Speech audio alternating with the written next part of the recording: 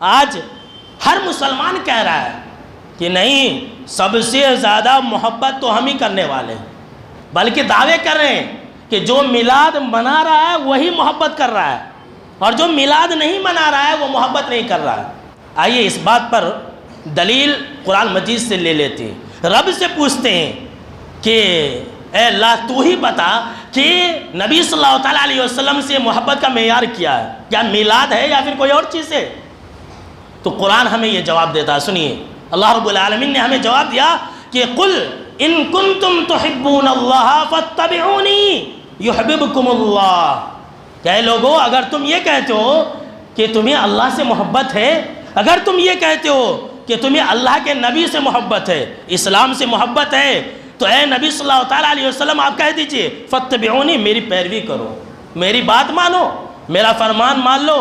حدیث کے اوپر چلو، قرآن مجید کے احکامات کو مان لو،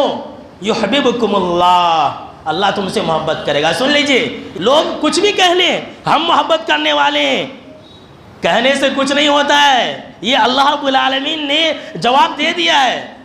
اگر کوئی انسان یہ کہہ رہا ہے کہ مجھے آپ صلی اللہ تعالیٰ علیہ وسلم سے محبت ہے، تو بھائی جب محبت ہے تو پھر تمہیں آپ صلی اللہ تعالیٰ علیہ وسلم کی بات کو ماننے سے کون سی چیز سے رکاوٹ بن رہی ہے؟ آپ صلی اللہ تعالیٰ علیہ وسلم کی بات کو تم مانتے کیوں نہیں ہو؟ ہر انسان کہہ رہا ہے محبت ہے محبت ہے، لیکن آج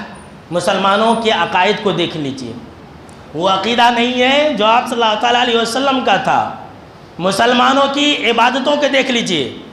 مسلمان اس طرح سے عبادت نہیں کرتے ہیں جس طرح سے آپ صلی اللہ تعالیٰ علیہ وسلم نے کی تھی۔ مسلمان وہ اخلاق نہیں اپناتے ہیں جو آپ صلی اللہ تعالیٰ علیہ وسلم کے اخلاق تھے، پھر یہ کہتے ہیں کہ ہمیں آپ صلی اللہ تعالیٰ علیہ وسلم سے محبت ہے۔ محبت کی علامت یہی ہے کہ انسان جس سے محبت کرتا ہے اس کے نقش قدم پر چلتا ہے، اس کی پیروی کرتا ہے، اس کے ہر بات کو من وعن آنکھ بند کر کے تسلیم کرتا ہے، یہ محبت کی علامت ہے۔ سن لیجئے،